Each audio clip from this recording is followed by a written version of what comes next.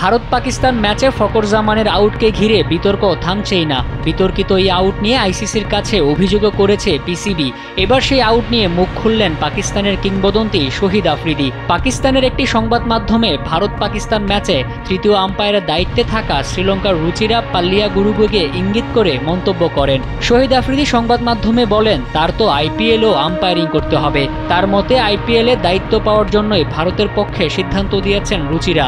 আম্পায়ারের সততা নিয়েও প্রশ্ন তোলেন সাবেক কিংবদন্তি।